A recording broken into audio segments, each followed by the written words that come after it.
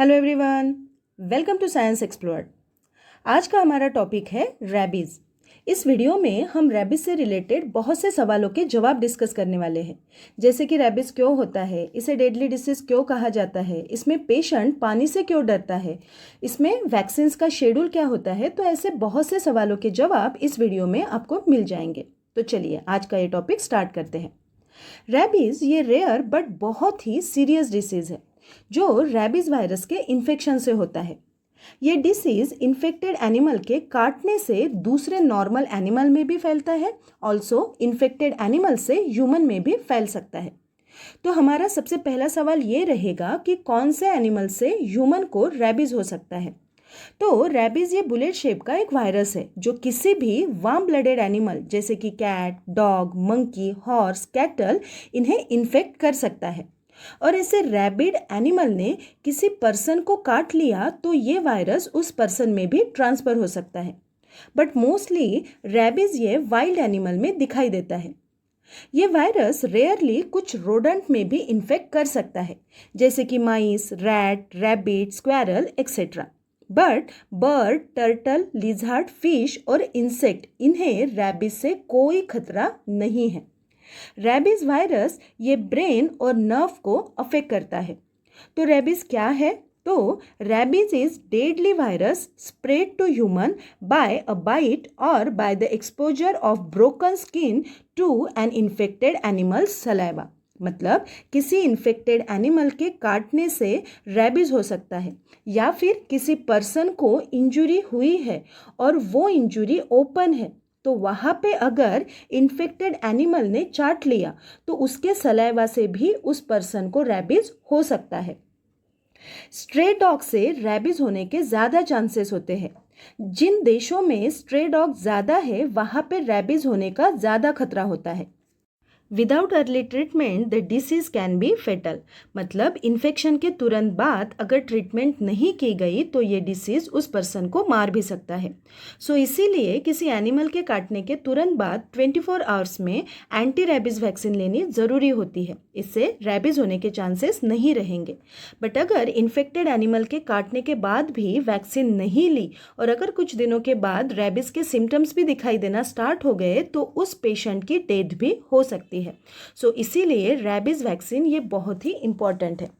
अब हमारा दूसरा सवाल, हमें कैसे पता चलेगा कि कौन सा एनिमल ये रैबीज़ से इन्फेक्टेड है। तो यहाँ पे मैंने रैबीज़ एनिमल के कुछ सिम्टम्स दिखाए हैं, जैसे कि रैबिड एनिमल ये एग्रेसिव हो जाएगा, वो अटैकिंग नेचर का हो जाएगा, वो हमेशा सुस्त रहेगा और एक ही जगह पे सर्कल में घूमता रहेगा और हमेशा वो कंफ्यूज दिखेगा। तो ऐसे कुछ रैबिड एनिमल के सिम्टम्स होते हैं। अगर किसी हेल्दी पर्सन को किसी रैबिड डॉग ने काट लिया तो रैबीज़ वायरस उस पर्सन के बॉडी में 5 स्टेप्स में प्रोग्रेस दिखाएगा। बट कब? अगर उसने वैक्सीन नहीं ली है तो ही।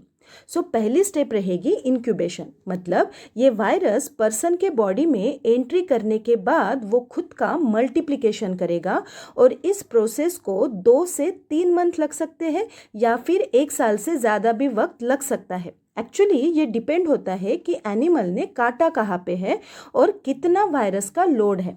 अगर पैरों पे काटा है तो वायरस को ब्रेन तक पहुंचने में ज़्यादा टाइम लगेगा और इंक्यूबेशन पीरियड भी ज़्यादा होगा। अगर हाथों पे या नेक पोर्शन पे बाइट किया है तो इंक्यूबेशन पीरियड कम होगा और वायरस ब्रेन को जल्दी अफेक्ट करेगा। ऐसा ना हो इसीलिए बाइट के तुरंत बाद वैक्सीन लेना ज़रूरी होता है। नेक्स्ट स्टेप रहेगी प्रोड्रोम। इस स्टेप में इस डिसीज़ के बेसिक सिम्टम्स दिखाई देना स्टार्ट हो जाएगा, जैसे कि फीवर, सिर दर्द, गला खराब होना, वोमिटिंग, ऐसे कुछ सिम्टम्स पेशेंट में दिखाई देना स्टार्ट हो जाएगा। नेक्स्ट स्टेप रहेगी एक्यूट न्यूरोलॉजिक पीरियड। तो इसमें जैसे जैसे टाइम चलता जाएगा वायरल लोड ये ब्रेन की तरफ बढ़ता जाएगा और सिम्टम्स और भी वर्स्ट होते जाएंगे, जैसे कि पेशेंट एग्रेसिव हो जाएगा, हमेशा वो कंफ्यूज रहेगा, पार्शियली पैरालाइज भी हो सकता है, नेक के मसल्स स्टफ हो जाएंगे, ब्रीदिंग में उसे प्रॉब्लम होगा, उसे नींद नहीं आएगी और हाइड्रोफोबिया मतलब वो पानी से डरने लगेगा। तो ऐसे सारे सिम्टम्स उसमें दिखाई देंगे और लास्टली पेशेंट कोमा में जा सकता है और उसकी डेथ भी हो सकती है। तो यहाँ पे मैंने जो सिम्टम्स अभी बताए हैं वो मैंने यहाँ पे दे दिए हैं।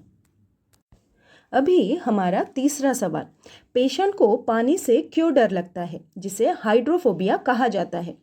क्योंकि रैबीज में पेशेंट के थ्रोट में अकड़न आ जाती है, that means intense spasm in throat, और इसी कारण पेशेंट पानी नहीं पी पाता। इवन वो पानी को सॉलो भी नहीं कर पाता और इसी कारण वो पानी से डरता है। अभी हम देखेंगे इसके ऊपर कौन सी ट्रीटमेंट ली जाती है। तो जैसे ही किसी वार्म ब्लडेड एनिमल ने किसी को काट लिया है तो वो इन्फेक्टेड एरिया, मतलब जहाँ पे एनिमल ने काटा है उस एरिया को तुरंत साफ पानी से 15 मिनट तक वॉश करना है। बाद में उस जगह पर डिसइंफेक्टेंट लगाना है, जैसे कि अल्कोहल या फिर आयोडीन सॉल्यूशन। और लास्टली तुरंत उस पर्सन को डॉक्टर के पास लेके जाना है ताकि डॉक्टर उसे एंटी रैबीज वैक्सीन दे सके। अभी हम देखेंगे रैबीज वैक्सीन का शेड्यूल क्या होता है। एक्चुअली रैबीज वैक्सीन ये इन्फेक्टेड एनिमल के काटने के बाद दी जाती है, जिसे पोस्ट एक्सपोजर कहा जाता है। ये वैक्सीन अपर आर्म में दी जाती है और इसके 4 डोजेज लेना ज़रूरी होता है, जो 28 दिनों में कंप्लीट करना होता है। इसका एक प्रॉपर शेड्यूल होता है, जैसे कि अगर किसी पर्सन को इन्फेक्टेड एनिमल ने काट लिया तो उसे उसी दिन में वैक्सीन लेना ज़रूरी होता है, उसे 0 डेज कहा जाता है। उसके बाद मतलब जहाँ पे जिस दिन पे उसको काटा है, अगर वहाँ से हम काउंट करेंगे तो तीसरे दिन में दूसरा वैक्सीन का डोज लेना ज़रूरी है। अब वहाँ से 14 डेज में नेक्स्ट डोज लेना ज़रूरी है और लास्ट जो डोज रहेगा, 4th वैक्सीन का डोज रहेगा, वो 28 डेज में रहेगा। तो ऐसे 4 दिनों में मतलब 0, 3, 14 और 28 डेज तक हमें चारों डोज कंप्लीट करने होते हैं। ऑल्सो ये वैक्सीन ऐसे लोगों को दी जाती है जो रैबीज के एक्सपोजर में आते हैं, जिसे प्री एक्सपोजर कहा जाता है। Like laboratorical staff working with virus, also veterinary doctor, इन्हें भी वैक्सीन दी जाती है, जिसके 3 डोज होते हैं और ये भी डोजेस 28 डेज में कंप्लीट करनी होती है, जैसे कि 0 डेज, 7 डेज और 28 डेज। तो ये होता है वैक्सीन का शेड्यूल। तो आज का हमारा टॉपिक यही तक था। अगर ये टॉपिक आप लोगों को समझ में आया है तो इस वीडियो को लाइक कीजिएगा और इस वीडियो को शेयर ज़रूर कीजिएगा। Thank you.